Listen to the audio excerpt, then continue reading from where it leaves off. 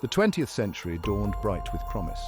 Technology advanced at a breakneck pace, yet beneath this veneer of progress, a darkness stirred. Europe, the cradle of empires and revolutions, stood on a precipice. A tangled web of alliances, fueled by nationalism and imperial ambition, threatened to unravel, dragging the world into chaos.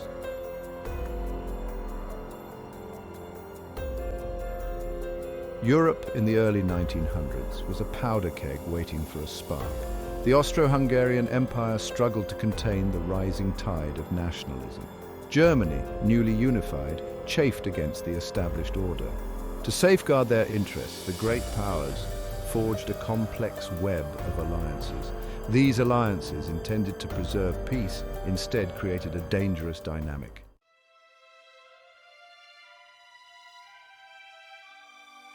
The year 1888 marked a turning point in European history. Wilhelm II, a young and ambitious Kaiser, ascended to the German throne. His reign saw Germany undergo rapid industrialization and military expansion. The Kaiser's ambition was matched by his volatile personality, prone to rash decisions. The naval race between Britain and Germany became a defining feature of the early 20th century.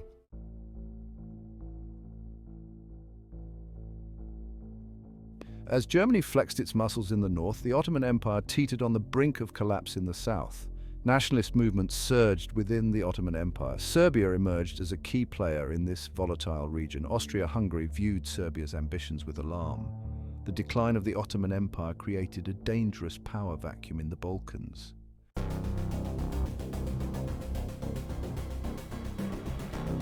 The Balkans became the focal point of European tensions in the early 20th century. Serbia clashed repeatedly with Austria-Hungary. Two Balkan wars further inflamed tensions. Austria-Hungary annexed Bosnia and Herzegovina, further inflaming Serbian nationalists. The great powers watched the Balkan crisis with a mixture of alarm and opportunism.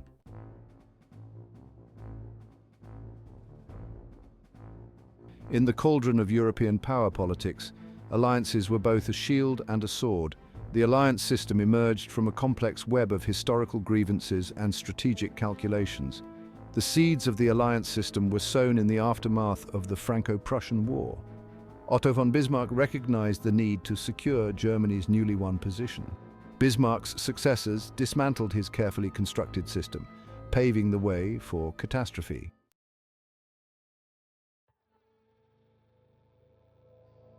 At the heart of the European alliance system stood the Triple Alliance. Germany sought to assert its growing power on the world stage. Austria-Hungary clung to the Triple Alliance as a lifeline. Italy's position within the Triple Alliance was more ambiguous. As tensions rose in Europe, Italy's commitment to the Triple Alliance wavered.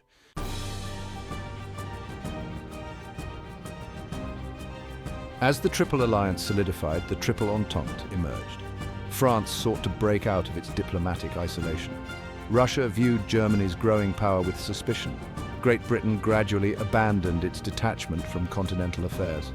The emergence of the Triple Entente transformed the European landscape.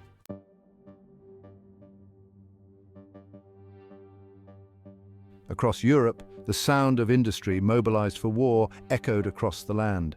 The arms race transformed Europe into an armed camp. Conscription became increasingly common. New technologies promised unprecedented carnage. The arms race fostered a culture of militarism and stoked nationalist fervor.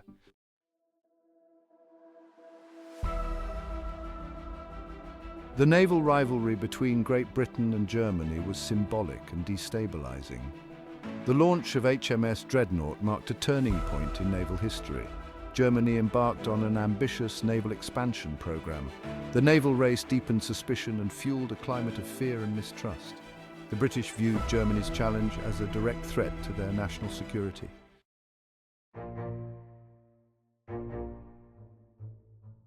The arms race that gripped Europe in the early 20th century was driven by a powerful and dangerous logic, the logic of fear. Each nation, distrustful of its neighbors and fearful of being left behind in the scramble for power, felt compelled to arm itself, leading to a vicious cycle of escalation.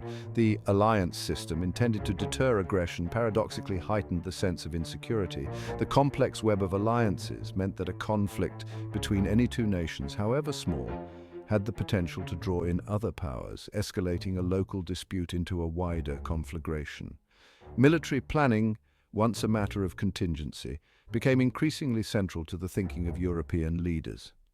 General staffs drew up elaborate mobilization plans outlining how their armies would respond to an attack, often with timetables measured in days if not hours.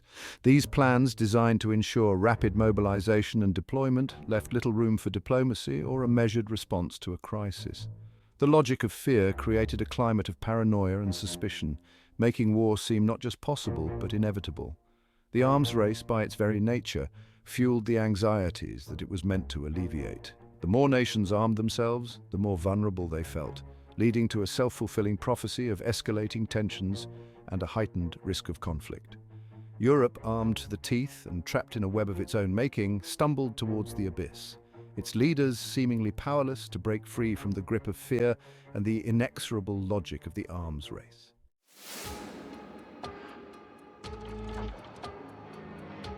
The Balkan Peninsula, a region of rugged mountains, fertile valleys and ancient grudges, had long been a cauldron of ethnic and religious tensions.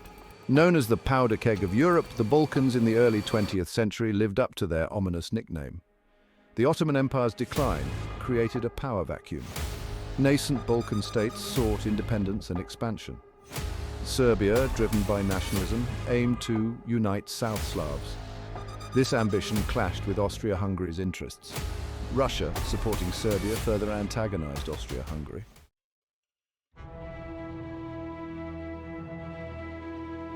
At the heart of Serbian nationalism lay the dream of a greater Serbia, a unified South Slavic state encompassing Serbia, Montenegro, Bosnia and Herzegovina, and parts of Macedonia. This vision, fueled by history, shared language and Orthodox faith, resonated deeply within Serbian society, particularly among the young, the ambitious and the military. Secret societies such as the Black Hand emerged, dedicated to the cause of Serbian unification through armed struggle and clandestine operations. These groups, often operating with tacit support from elements within the Serbian government and military, carried out acts of sabotage and assassination, targeting Ottoman and Austro-Hungarian officials and further inflaming tensions in the region.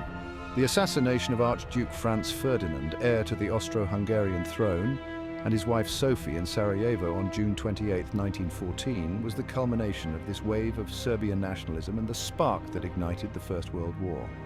Gavrilo Princip, a young Bosnian Serb trained by the Black Hand, carried out the assassination, an act that would have cataclysmic consequences for Europe and the world.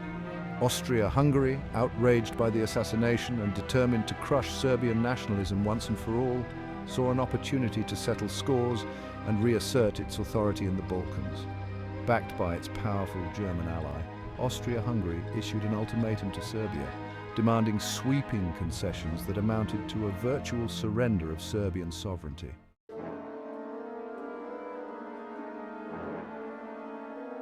The Balkan Wars of 1912 to 1913, a series of short, brutal conflicts that reshaped the political map of the region, served as a grim prelude to the even greater catastrophe that would soon engulf Europe. These wars, fueled by a toxic mix of nationalism, imperial ambition, and ethnic hatred, expose the fault lines that ran through the Balkans and demonstrate the fragility of the European peace. In the First Balkan War, Serbia, Bulgaria, Greece and Montenegro formed an alliance against the Ottoman Empire, aiming to drive the Turks out of their remaining European possessions. The Balkan allies, united by a common enemy and emboldened by Serbian military successes, achieved a swift and decisive victory, pushing the Ottomans out of most of the Balkans. The Second Balkan War, however, quickly followed as the victors squabbled over the spoils of war. Bulgaria, dissatisfied with its share of the territories conquered from the Ottomans, turned on its former allies, attacking Serbia and Greece. This time, however, Bulgaria found itself outnumbered and outmaneuvered, suffering a humiliating defeat. The Balkan Wars had a profound impact on the European balance of power, further weakening the Ottoman Empire, emboldening Serbia, and raising tensions between Austria-Hungary and Russia. The wars also demonstrated the potential for local conflicts to escalate rapidly, drawing in the great powers and threatening to shatter the fragile peace that had held for over 4 decades. The Balkan tinderbox had exploded, and the shockwaves were felt across Europe, a grim foreshadowing of the cataclysm to come.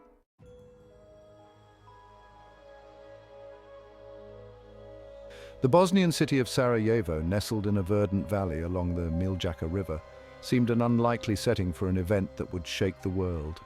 A city of mosques and churches, bustling marketplaces and quiet cafes, Sarajevo in the summer of 1914 hummed with nervous energy. Austria-Hungary had recently annexed Bosnia and Herzegovina, a move resented by Serbian nationalists. The presence of Austro-Hungarian troops fueled resentment and resistance.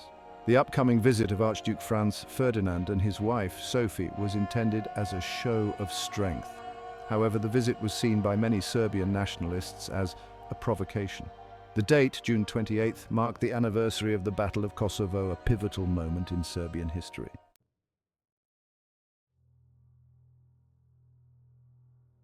The morning of June 28, 1914, dawned bright and sunny in Sarajevo. Archduke Franz Ferdinand and Sophie set out in an open-topped car for a ceremonial tour, their route taking them past cheering crowds. Security was surprisingly lax, a fatal miscalculation. As the car made its way along the Apel Quay, a young man lunged from the crowd, clutching a pistol. Gavrilo Princip, a 19-year-old Bosnian Serb, fired 2 shots. The first bullet struck Sophie, the second hit the Archduke. Chaos erupted as the crowd surged forward. The Archduke's car sped away, but it was too late. Both Franz Ferdinand and Sophie died within minutes. The news of the assassination spread like wildfire across Europe. The delicate balance of power in Europe was shattered, the gears of war set in motion. In the wake of the assassination, a tense silence fell over Europe, pregnant with dread and anticipation. Diplomats engaged in frantic communications, raising the stakes in a dangerous game of brinkmanship. Austria-Hungary, determined to exact revenge, saw an opportunity to crush Serbian nationalism. Backed by its powerful German ally, Austria-Hungary prepared an ultimatum to Serbia, designed to provoke a refusal and provide a pretext for war. Europe, trapped in alliances, slid towards the abyss.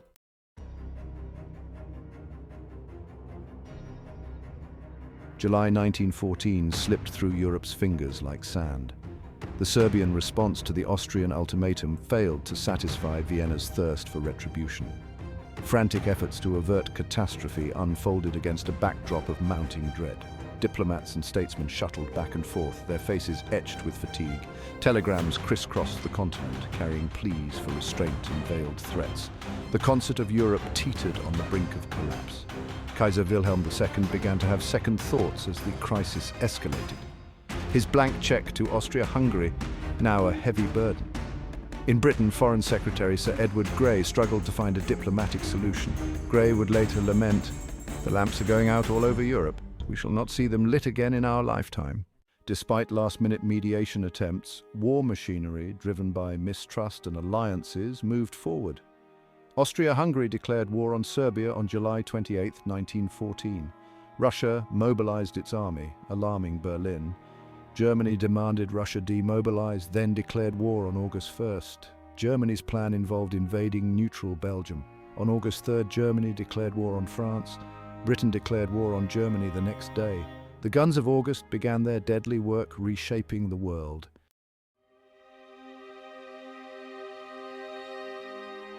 As we reflect on the harrowing journey that led Europe into the abyss of World War I, it becomes clear that no single cause can shoulder the blame. Instead, a confluence of forces, nationalism, militarism, imperialism, and entangled alliances, wove a tapestry of tension that was bound to tear. The assassination of Archduke Franz Ferdinand was merely the spark that ignited a powder keg long in the making. Nationalism, a potent force in the 19th and early 20th centuries, fueled ambitions and rivalries that drove nations towards conflict. The desire of ethnic groups to form independent states, free from imperial rule, clashed violently with the interests of established empires like Austria-Hungary and the Ottoman Empire. Serbia's dream of uniting the South Slavs under its banner directly threatened Austria-Hungary, exemplifying how nationalist fervor could destabilize entire regions. Militarism, another critical ingredient, saw European powers amassing unprecedented arsenals. This arms race, particularly between Britain and Germany, created a climate of suspicion and fear. Military leaders, influenced by the belief that war was inevitable, crafted elaborate plans that left little room for diplomacy once mobilization began. The very tools designed for defense became instruments of aggression, pushing the continent closer to war. Imperial ambitions compounded these tensions. The scramble for colonies in Africa and Asia not only pitted European powers against each other, but also stoked nationalist sentiments within the colonies themselves. The quest for resources and geopolitical dominance created conflicts far from Europe's shores, yet these struggles reverberated back to the heart of the continent, adding to the instability.